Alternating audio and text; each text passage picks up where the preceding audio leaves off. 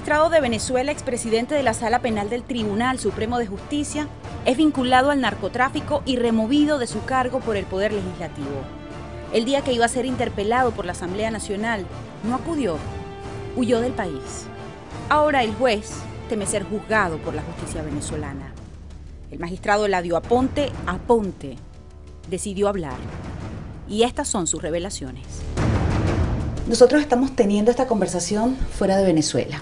El Poder Moral hizo un informe, la Comisión Especial de la Asamblea Nacional hizo un estudio sobre usted y de forma unánime se acordó su remoción de su cargo como magistrado en la Asamblea Nacional.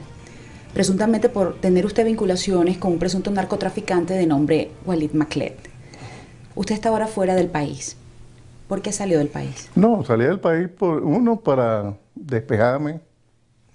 El hecho traumático de verme señalado en algo que yo ni remotamente había actuado y me obligó prácticamente a despejarme, a ver otro ambiente, a ordenar mis ideas y de esta manera, ¿cómo le digo?, paliar en la situación en que me vi envuelto debido a esa denuncia que se me hizo de una manera muy altera, muy malintencionada, y solamente por hechos noticiosos. Y nadie se paró de ningún lado a indagar, a averiguar, a precisar si eran ciertas o no ciertas las cosas. Señor Aponte, pero usted tiene vinculación con Walid Maclet, ¿lo conoce? Sí lo conozco, nunca lo he negado. Yo soy valenciano. Ese señor vivía en Valencia. ¿De dónde lo conoce? De Valencia. Ese señor en el paro petrolero del 2012, si mal no recuerdo, era un gran señor en Carabobo. Le ponían hasta alfombra los entes gubernamentales. Fue uno que supuestamente ayudó a la recuperación tanto de las refinerías como de la alimentación del pueblo. Entonces ese señor era un gran señor en ese tiempo. Sembraron 400 kilos de droga en Venezuela. Yo pido que se haga justicia. ¿Por eso usted le daría un carnet de la Fiscalía Militar? En realidad yo no recuerdo si se lo firmé. Yo firmé muchos carnets de la Fiscalía Militar. Pero una vez que yo salí de la Fiscalía Militar, se hizo un anuncio por la prensa nacional donde todos esos carnets quedaban eliminados y se combinaba a los que lo tuvieran que lo devolvieran. ¿Pero usted no recuerda si le dio el carnet o no le dio el carnet? No, firmé mucho. Pues. Tal vez, pues no voy a decir ni una cosa ni la otra, porque uno tiene que ser responsable. Pero sí firmé infinidad de carnets de este tipo. ¿Y cómo se firmaban esos carnets? ¿Quién autorizaba? ¿A quién se le daban esos carnets de Fiscalía Militar, por ejemplo? ¿Quiénes eran favorecidos con este tipo de credenciales? Ese tipo de credenciales se le daba más que todo a la gente que se consideraba amigas o amigos de algunos de los oficiales, de algunos de los funcionarios que hacían la recomendación y se hacía. Pero esos carnets carecían de autoridad.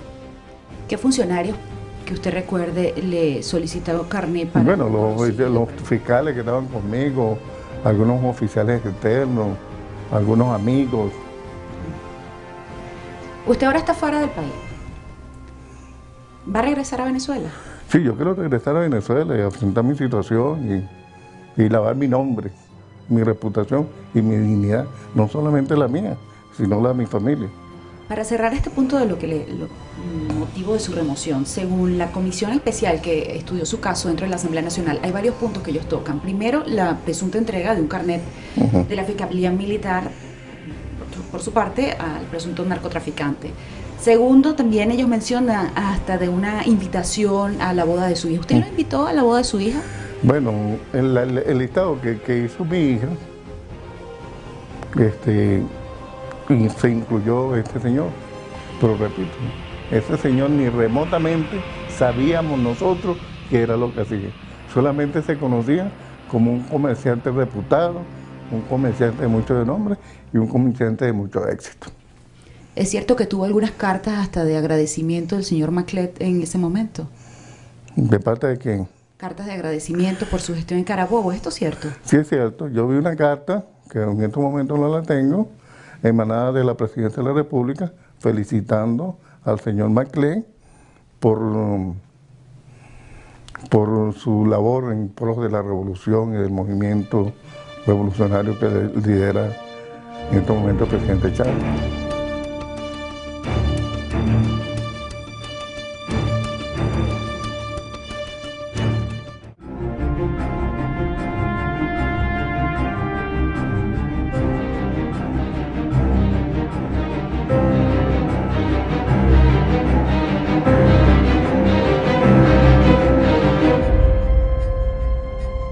¿Cómo funciona el Poder Judicial en Venezuela actualmente? Bueno, yo formo parte del Poder Judicial, o formaba parte del Poder Judicial, de una manera protagónica. Y quizás muchas de las cosas que se sucedieron al el Poder Judicial se hicieron bajo mi responsabilidad. Pero una vez que yo me vi que me midieron con la misma vara o el mismo metro que se me dan los demás, dije, esto no es la justicia que se proclama, esta no es la justicia que debe ser, esta no es la justicia constitucional. Señora Ponte, ¿alguna vez usted recibió alguna llamada de algún funcionario público de cualquier estatus para solicitarle a usted algún tipo de manipulación en la justicia venezolana? Cierto, desde el presidente para abajo. Entonces habrá que meterle pena máxima a esta jueza y a los que hagan eso, 30 años de prisión. Por lo menos en el caso del presidente de la República que usted menciona, ¿hablaba directamente con usted el presidente Hugo Chávez? Directamente. ¿Lo llamaba usted? A mí. ¿Para qué? Principalmente en el caso de los paramilitares del Atillo. El caso llamado como los paracachitos. Bueno, le dieron ese nombre también. ¿Qué pasó allí? ¿Por qué lo llamó? Bueno, para que condujera de una manera conveniente hacia el gobierno las investigaciones. Exactamente, ¿cuál fue la solicitud del presidente? Mira, yo creo, a mi manera de ver, de que tales paramilitares, yo dudaba su procedencia. ¿Por qué? Porque eran muchachos imberbes, inexpertos, algunos no manipulaban algo, algunos no sabían por qué estaban así, y que por mera casualidad fueron detenidos los autobuses por una patrulla de la Policía Metropolitana y se subió el causa. O sea, ¿y cómo vinieron esos señores de Colombia? ¿A qué lo trajeron? O sea, ¿ese caso fue montado? Bueno, sacando las conclusiones, yo no lo dudaría a esta altura. ¿Usted considera que ese caso pudo haber sido montado? Usted recibió una llamada del presidente Hugo Chávez para ese caso, pero no nos ha especificado qué fue lo que le pidió. Bueno, que llevara, ya le dije, las investigaciones adelante, de que esto era algo contra el gobierno y que debía demostrarse que era tal cosa. Aparte del presidente Hugo Chávez, ¿cómo es su relación con otros funcionarios públicos, por lo menos en el caso del Ministerio Público, de la Fiscalía, Luis Ortega, Luis Estela Morales? ¿También usted recibía llamadas telefónicas de ellos para que interviniese? De Luis Ortega sí, más de una llamada recibí. De Luis Estela Morales, infinidades. ¿Qué le decía? Sobre cuando se iba a imputar a alguna persona, cuando se iba a privar de libertad, cuando se iban a hacer los allanamientos, para que yo organizara esa situación y buscara al juez idóneo para que se realizara tal acto. Es decir, manipular un caso. Sí, más de uno. ¿Qué caso recuerdas que fue manipulado por orden de Luis Estela? Fueron bastantes. El único que me acuerdo así es un caso de Maracaibo, de un diputado que le dicen Mazuco. ¿Cómo fue ese caso? Bueno, el caso fue más un caso que buscaron un preso, lo encapucharon y lo pusieron como testigo, para que dijera que fue que este señor quien dio la orden de que mataran al otro. ¿Y qué le habría solicitado al presidente del TSJ? Bueno, eso, precisamente. ¿Qué? El avalar esa situación y al hombre se le pagó dándole la libertad. ¿Por qué habla usted ahora? ¿Por qué hablo yo ahora? Yo sé que a mí en Venezuela, a raíz de esto, me van a tildar de traidor. Y lo asumo. Pero yo fui vilmente traicionado. Fui vilmente humillado. Fui vilmente manipulado. ¿Quién lo traicionó? ¿Quién lo manipuló? ¿Y por qué? ¿Y por qué usted se dejó? Porque creía en un proceso revolucionario. Cuando usted dice que usted fue traicionado, ¿a qué se refiere? Bueno, para muestra lo que pasó en la Asamblea Nacional, lo que pasó con el poder moral, que da un veredicto no estudiando a fondo y analizando mis argumentos que le di, sino que se veía que eso ya venía por un tubo, que esa era la decisión y que después me iban a poner en la Asamblea Nacional y lo tienen, cómanse.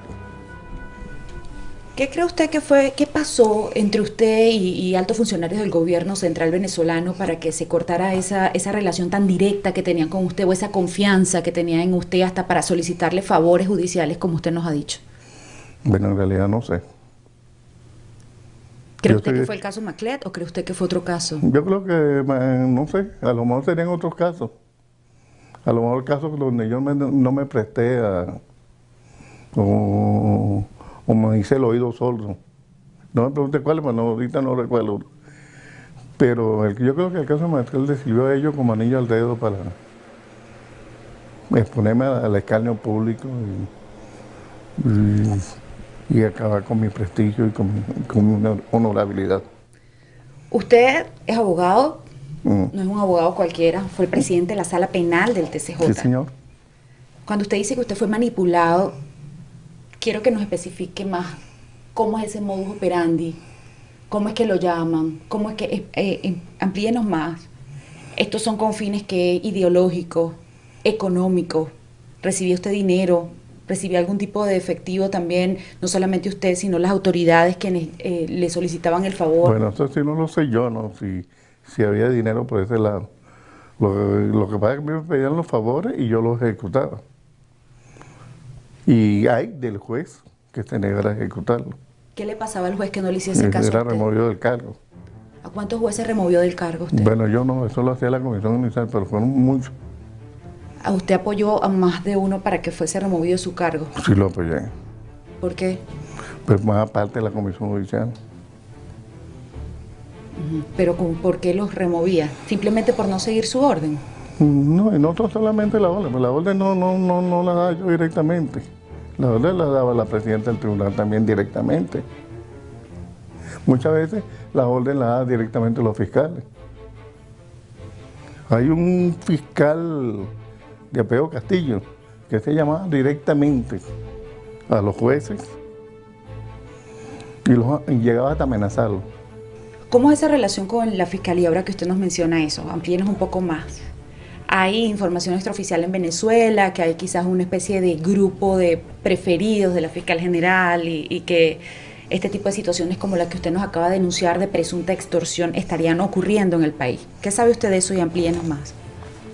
Sí, es cierto, había un grupo preferido y son esos que llamaban a los jueces, creo que Castillo, Mejía, llamaban a los jueces y si no hacía lo que le pedía el fiscal, voy a hacer que te voten, que te expulsen o te. ¿Y esa intromisión en el Poder Judicial era por qué? De esos fiscales, de ser cierta. Esa es la componente que había a nivel de presidenta del TCJ y fiscal general de la República. Ah, pero recibían dinero, extorsionaban a clientes, ¿qué sabe usted? Yo creo que sí extorsionaban, principalmente en el caso de los banqueros. Porque en el caso de los banqueros pasó algo muy curioso. Que los grandes banqueros, los dueños de los bancos, se fueron del país. Y fueron muy pocos los que quedaron en el país. Y solamente agarraron personal de segunda y de tercera, que son los que están presos ahorita. Hace unos 6 años aproximadamente, otro magistrado, Luis Velázquez Alvaray, él hizo una denuncia muy grave y todavía los venezolanos desconocemos qué ha pasado con eso, ¿no? Él hablaba de una supuesta banda de los enanos dentro del Poder Judicial. También hablaba de cómo el narcotráfico había entrado dentro del Poder Judicial y había tocado a muchos jueces. Usted que acaba de salir, cuéntenos qué sabe de esto y qué ha pasado en estos 6 años. Sí, incluso hasta ahorita, recientemente, los llamados enanos, que todo el mundo sabe quiénes son, trabajan con la fiscalía. Se trabajan relacionados con... Relacionados con la fiscalía. ¿Cómo funciona eso? Bueno, tendrán su mecanismo, el fiscal actúa y se lo solicita al juez. Es decir, si necesitan algún favor judicial, se les cancela, o sea, ¿cómo, para qué es esto? Bueno, no, de los negocios que ellos hacen por fuera yo no tengo conocimiento, pero veo lo que se hace adentro. Y ahí llega la solicitud del fiscal. Es decir, que en Venezuela las actuaciones procesales y las sentencias tienen costo. En algunos casos sí. ¿Se puede comprar la justicia en Venezuela entonces con dinero? Tal vez. ¿A qué se refiere con tal vez? Bueno, sí, en algunos casos sí lo han hecho. El Poder Judicial, tal autonomía no la hay. O sea, como un poder independiente. Eso es una falacia. Y te voy a decir por qué. Todos los fines de semana, principalmente los viernes en la mañana, hay una reunión en la vicepresidencia ejecutiva del país, donde se reúne el vicepresidente, que es el que maneja la justicia en Venezuela, con la presidenta del Tribunal Supremo, con la fiscal general de la República, con el presidente de la Asamblea Nacional, con la Procuradora General de la República, con la Contralora General de la República, y uno que otras veces va uno de los jefes de los cuerpos policiales. De ahí es donde sale la directriz de lo que va a ser la justicia, o sea, salen las líneas conductoras de la justicia en Venezuela. ¿Usted acudió a una de esas reuniones? A varias acudí yo. Es una reunión que ocurre todos los fines de semana, los días sábados dentro de la vicepresidencia. No, los días viernes. Los días viernes dentro de la vicepresidencia de la República. ¿Cómo queda la independencia de los poderes en Venezuela? Yo creo que no hay tal independencia. ¿Qué se habla en esas reuniones? Bueno, de cuáles son los casos que están pendientes, qué es lo que se va a hacer. O sea, se van a las directrices de acuerdo al panorama político. Usted estuvo primero en la Fiscalía Militar. ¿Qué hizo usted para lograr ese ascenso luego en el TCJ? ¿Cuál fue ese caso emblemático que usted considera que hizo que usted llegara al TCJ hasta la presidencia de la... Yo creo que mi actuación fue muy pulcra y muy adaptada a los parámetros exigidos, aparte del currículo que tengo. Cuando usted habla de pulcra, ¿significa leal al presidente y leal al gobierno? Más no leal a lo que establece la Constitución. Tienes razón, es cierto.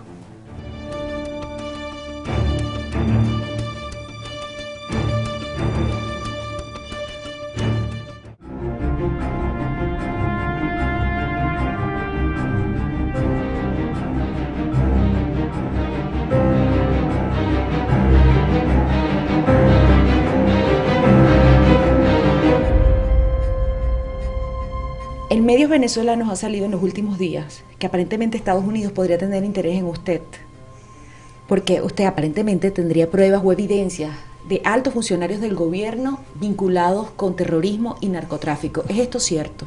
Mira, de mí se han dicho tantas cosas que no lo dudo que sea así.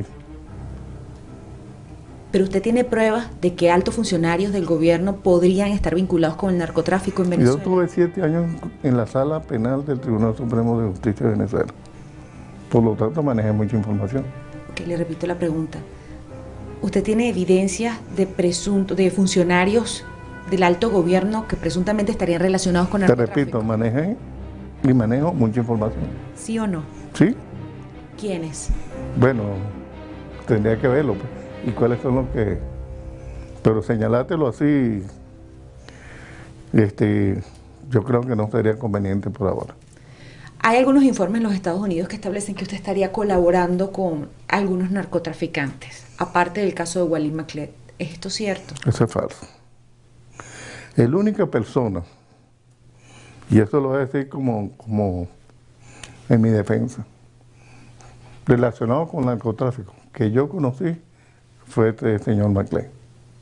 Y desconocía sus actividades, sus negocios, sus grandes negocios, lo desconocía. Y en realidad tuve muy poco contacto con él. Incluso un carnet que se me está imputando por ahí, que yo se lo di como jefe de seguridad del magistrado de la de Aponte, ese carnet no está firmado por mí. Pero él asegura que usted estaba dentro de la nómina de los pagos que él hacía. Bueno, ¿dónde? Eso lo dice él. A lo mejor a mí esa nómina no me llegaba. ¿Nunca recibió dinero de Walid Maclet? Nunca. ¿Nunca recibió dinero del narcotráfico en Venezuela? Nunca. En ningún momento favorecía el narcotráfico. Solamente un caso que me acuerdo ahorita. ¿Cuál? De un comandante Mallino, que un teniente, no me recuerdo muy bien, venía y fue detenido en Carora, creo, con un cargamento de cocaína. Era subalterno del comandante Mallino, se le descubrió la droga y le digo, y por Mallino me llamó a mí, desde la presidencia de la República para que lo favoreciera. ¿Quién es ese señor Mallino? Un comandante que luego lo ascendieron a general, digo, coronel o general, no sé, y lo mandaron como agregado militar, creo que en Brasil. ¿Y estaría vinculado con el narcotráfico ese señor? Bueno, el teniente llevaba la droga para el batallón donde estaba Mallino. ¿El teniente llevaba la droga? Sí. ¿Para el batallón donde estaba este señor? Sí. ¿Y cuál fue su participación en ese caso? ¿Cómo lo favoreció? Lo favoreció dándole una medida cautelar. Más no se dejó en libertad. ¿Quién le mandó a usted que hiciera eso? Mire, no, ¿O fue algo propio? No, a mí me llamaron. No le digo, desde la presidencia de la República para abajo. Ajá, pero en ese caso, En ese caso, ¿quién lo llamó? me llamaron de la presidencia de la República. ¿Quién de la presidencia de la República? Fue uno de los secretarios, de los allegados de la presidencia de la República, creo que Morales. O sea, usted está diciendo que ¿Sí? uno de los allegados del presidente Hugo Chávez lo llamó a usted para que usted favoreciera a un narcotraficante, Sí. a una presunta actuación de Me llamó narcotráfico. el ministro de la Defensa para ese entonces, que era Baduel. Me llamó Ángel Silva. Me llamó el general Carvajal. Me llamaron de un almirante, ¿cómo se llama? Aguirre, creo. O sea que mucha gente abogó por ese señor. ¿Nos recuerda exactamente ese caso? ¿Cómo fue lo de la droga? ¿Nos recuerda eso? No. Yo sé, lo que me acuerdo es que la devuelve la droga y tuvo que pernoctar en una noche en un cuartel. Ahí fue donde se descubrió la droga. O sea, la droga durmió en un cuartel sí, venezolano. Señor. Venezolano. De la Guardia. No, creo que del ejército. Ajá, y esto allí era un decomiso. No, ¿o qué? no era ningún decomiso, venía. O sea, la droga estaba pasando y se resguarda dentro de un cuartel del ejército eso es cierto, venezolano. eso es cierto. No era decomiso, sino que es utilizado para guardar la droga que pasa hacia dónde y de dónde viene esa droga. Esa droga venía de Colombia, eso fue por Carora, eso venía del Zulia. Durmió allí y luego iba ¿para dónde? No, iba hacia el centro del país. Y usted dio esa medida cautelar para favorecer a ese señor. Ese señor. Este es el único caso que me acuerdo que yo haya favorecido a un narcotraficante. Retomemos. Presidencia de la República le pidió que usted favoreciera entonces ese caso de narcotráfico. ¿Quién más? Deme los nombres, por favor, es importante. ¿Quién más lo llamó? Carvajal, Ángel Silva, ¿Quién es Carvajal? es el director del DIN. Ángel Silva, que era director de la ICI. Baduel, que era ministro de la Defensa. El almirante Aguirre, que es el Estado Mayor Presidencial ¿Y qué le decían exactamente? Bueno, que este era un buen muchacho, que por orden del presidente, que el presidente está muy interesado en ese caso. Ah, pero sabían que tenía droga metida en el cuartel del ejército. Está bien, no, está bien. ¿Y qué le decían? Porque parece ser que este Mallino como que fue decán de la mamá del presidente y había ese vínculo. ¿Y se logró demostrar que ese señor había colocado droga allí que iba a trasladar? Yo le di la cautelar y la fiscalía no continuó investigando. Eso, incluso me recuerdo que la policía sobresiguió el caso posteriormente. Cerró el caso. ¿Eso fue hace cuánto tiempo? Debe ser como 4 o 5 años. Cala Colón, para mí, en estos momentos, es el zar de la droga junto con Reverol en Venezuela. Por Puerto Cabello. ¿Cuál Reverol? ¿El director de la ONU? De la ONU. O sea, el director de la ONU, de la Oficina Nacional Antidroga, ¿usted asegura que estaría vinculado con la droga? Es muy llave de Alcalá Colón. Pero usted tiene algún tipo de pruebas de eso que está diciendo, porque es grave, ¿no? Es grave, sí. ¿Y qué evidencias tiene usted de que esto es cierto? Bueno, se buscarían. Por ahorita no la tengo. Pero ¿por qué usted considera que este señor, que es comandante de un regional, ¿no? Sí, una división. De una división, junto al director de la Oficina Nacional Antidrogas, usted considera y se denuncia que podría busque estar las estadísticas del tráfico internacional y vea por dónde está saliendo más droga en Venezuela. Y yo no dudaría que sea Puerto Cabello. ¿Qué podría conseguir? Bueno, algo que señale a estos señores. ¿Alguna vez usted tuvo relación o tuvo conocimiento de la relación directa entre el gobierno central con FARC en Colombia? Bueno, fue lo que llegó el momento en que las instrucciones que nosotros recibimos, principalmente con la Fiscalía Militar, que con esos señores ni lo vieron.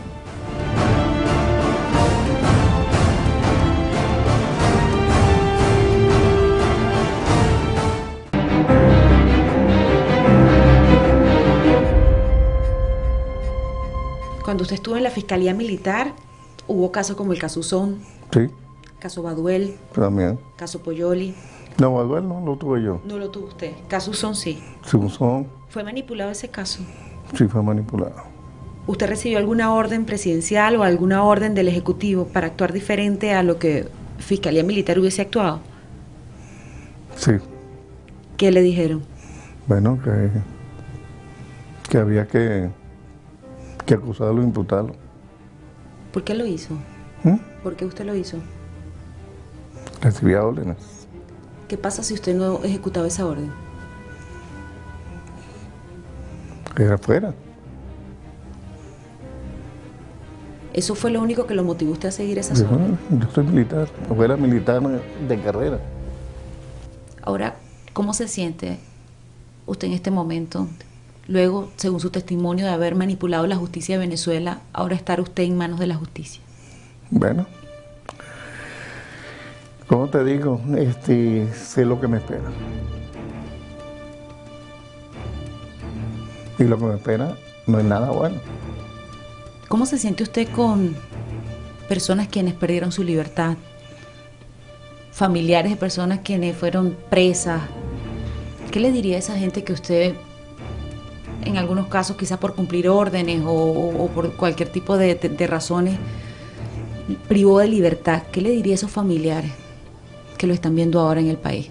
¿Qué le diría a Venezuela, que lo está viendo reconocer que usted manipuló la justicia? Yo le diría a Venezuela que está a tiempo de recuperarse. Que no caigamos en los errores del pasado. Que pensemos en un futuro más promisor,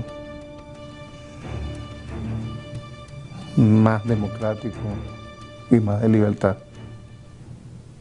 Y yo como hombre, como venezolano, asumo mi responsabilidad. Y si lo hice mal, asumo mi culpa. Y si es de pagar por ello, pago por ello. Pero yo no voy a pagar por un delito que yo no cometí. ¿A cuál se refiere? Porque usted está El caso reconociendo que sí manipuló la... No, me estoy cambiando. Maclet, caso Maclet. El caso Maclet. Una pregunta para usted. Ahora, ¿existen presos políticos en Venezuela? Sí. Hay gente que la orden es no soltarlo. Principalmente los comisarios. ¿Quién da la orden y cuál es la orden y de qué No caso? le vienen de la presidencia para abajo. No nos caigamos en duda. En Venezuela no se da puntada si no la aprueba el presidente. ¿Usted recibió orden por lo menos de no soltar nunca a Simonovi? Simonovi, los policías del 11 de abril. ¿Cuál es la orden? Cuéntenos. ¿Cuál fue la posición de la sala penal? Convalidar todo lo que venía hecho. Pero eso en pocas palabras es aceptar que esos señores no puedan salir.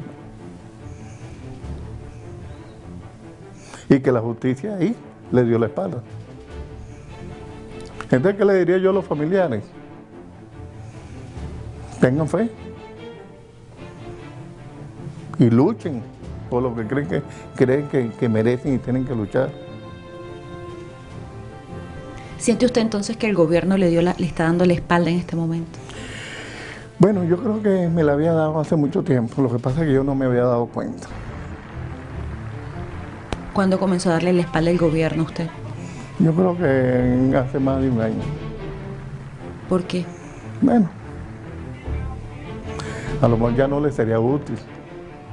O a lo mejor tendrían que buscar a otro que le fuera más condescendiente con lo que quieren hacer. Ahora, ¿usted qué va a hacer? ¿Hay información extraoficial que usted estaría ya brindando algún tipo de colaboración o en conversaciones con algunos organismos internacionales, tipo DEA, FBI? No, hasta el momento no. En estos momentos no. ¿Lo haría? Bueno, si es para aclarar la justicia y lavar mi nombre, lo haría. ¿Por qué no aclara la justicia yendo a Venezuela y enfrentando el sistema judicial venezolano? Tengo garantía. ¿Me dan garantía? Si me dan garantía, con mucho gusto me represento allá. ¿Cuál fue la garantía que tuvo aquellas personas a que usted afectó? Bueno, le estoy diciendo, asumo mi responsabilidad. Pero yo conociendo el sistema por dentro y cómo se funciona y cómo se maneja, yo no creo que haya ninguna garantía. Al menos para mi caso. Usted tiene más de 15 años en el Poder Judicial y hechos de los que hemos conversado en donde se habría manipulado la justicia en Venezuela tienen más de 6 años. ¿Por qué no lo tocaron usted nunca? ¿Por qué nunca le buscaron investigar? ¿Por qué ahora? Esa es la pregunta que me hago yo. Esa es la pregunta que me hago yo. Y que habría la paradoja de perseguidor a perseguido. ¿Usted tiene cuentas en los Estados Unidos? ¿Le congelaron sus cuentas? Yo no tengo cuenta en ningún lado. Hay también información extraoficial que usted, en Venezuela se manejaba información extraoficial hasta que usted utilizaba a su propia hija de testaferra. ¿Qué hay de cierto en esto? Bueno, que lo averigüen. Que vean la cuenta que tiene. Que vean dónde están los reales. Pero es lo que hay que averiguar. Hay otros casos extraoficiales, aprovechamos para consultarle de forma extraoficial informaciones que se han manejado en Venezuela. Uno de ellos, un caso emblemático también en Venezuela, que fue el caso del maletín. Una de las personas quien pagó condena en los Estados Unidos fue un señor de nombre Franklin Durán, quien ya estuvo de vuelta en Venezuela hace pocos días. Ese ciudadano, hay algún tipo de información que estuvo 5 días en la DICIP, brindó declaraciones y ya está en libertad. Y aparentemente hay un expediente por lavado de dinero, si mal no recuerdo. Hay una información extraoficial que supuestamente algunos familiares se habrían acercado a usted y le habrían dado una cantidad de dinero. ¿Es esto cierto? Para favorecerlo y que no le ocurriera nada a Franklin Durán cuando pisara Venezuela. ¿Es esto cierto? Yo creo que esa información es errada. Y le voy a decir por qué. ¿No recibió 2 millones de dólares de la familia Durán? ¿Qué? No. Incluso, este señor Durán fue directamente a la fiscalía. Y tuvo en la fiscalía. Y de ahí salió a los tribunales. Y los tribunales le dieron una cautelar. ¿Qué tuve yo que ver con eso? Pero conoce el caso. Yo conocía que el caso es un caso muy sonado. Pero de que me dieron, dije, ¿por qué me iban a dar dinero si yo no tenía nada que ver con eso? Si yo tengo tiempo que no manejo los tribunales. ¿Ahora qué hace? Hacer sentencia era lo que me quedaba.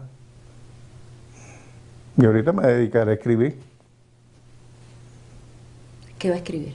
Bueno, a lo mejor mis memorias. ¿Qué tienen esas memorias? Bueno, muchas cosas. Usted fue amenazado en Venezuela. ¿Teme por su seguridad? En Venezuela sí. ¿Cómo fue? No, sí temo por mi seguridad, uno, por lo emblemático que fui, como usted lo acaba de decir hace rato. Otro, porque ahorita sería una presa fácil de cualquiera. Como tal sicariato, o sea, que ahorita en Venezuela no me atrevo a caminar en la calle. Por la inseguridad. Por la inseguridad. Y no tengo carro blindado. No tengo escolta. Entonces me quedé, como dicen, como cualquier hijo de vecino. Y como cualquier hijo de vecino, puedo sufrir las consecuencias de un hecho delictivo. ¿Usted reconoce el daño que usted le hizo al Poder Judicial venezolano, señora Ponte? Sí. Le digo, yo tomo mi responsabilidad y mi culpa. Y si hay que pagar por ello, pago.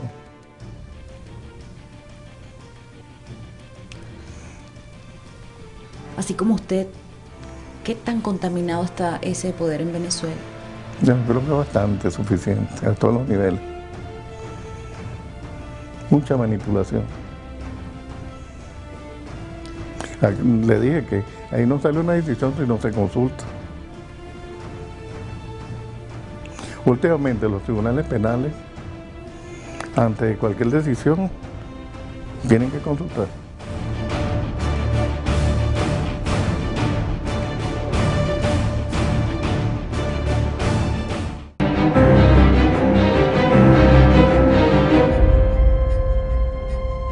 Tú sabes que cuando yo, el día 20, cuando terminé de recoger mis cosas en la oficina, mis libros, mi biblioteca, me dije, más nunca vuelvo a agarrar un código. La justicia no vale, la justicia es una plastilina. Digo plastilina porque se puede modelar, a favor o en contra. Dije, nunca, no quiero saber de libros, no quiero poner una mente perro caliente, dije. Pero hoy entonces, después de toda esta reflexión, que he tenido tiempo de pensar, que vi que he visto manos amigas que me han tendido la mano, y digo que por la justicia hay que luchar. Y que a esa dama ciega hay que enseñarle el camino. Usted decía hace pocos minutos que se sentía traicionado. ¿De quién específicamente? ¿Quién traicionó? De mis camaradas. ¿Por qué? ¿Quiénes? Bueno, todo, mucho. La lista es interminable. Una persona que yo levantaba el teléfono y llamaba, nadie me contestaba el teléfono. Nadie quería saber de mí. Ahorita. Ahorita. Pero antes sí lo llamaban. Sí me llamaban y yo llamaba y nos veíamos. Ahora nadie quiere verme la cara. Entonces digo, te repito, hay que, a la dama ciega, a la diosa Temis, hay que llevarla por buen camino. Y todos los venezolanos tenemos esa obligación. Por lo tanto, yo no voy a quemar los códigos, ni lo voy a ver más. Ahora que lo voy a ver más. Porque trataré de subsanar en lo que me queda de vida el daño que hice. Esa es mi penitencia. ¿Cómo lo va a hacer? Luchando por la justicia, aclarando la justicia. Si yo fuese hija de alguien que fue detenido por su responsabilidad, por su intento de manipular la justicia, ¿cómo le creo? Los hechos lo demostrarán. Ya para cerrar esta entrevista, ¿existe independencia de poderes en Venezuela? Ninguna. El Poder Judicial de Venezuela. Entonces, ni el Poder Judicial, ni el Poder Ejecutivo, ninguno de los poderes. ¿Existen presos políticos en Venezuela? Existen presos políticos en Venezuela. Caso Afiuni. Igualmente un caso muy político y emblemático. Ella es juez, abogada igual que usted. Sí. Seguramente en este momento la debe estar viendo esta entrevista. Ujú. ¿Qué le diría a ella específicamente? Que es una mujer muy valiente. Y que esos son los juristas que representan bien al sistema judicial.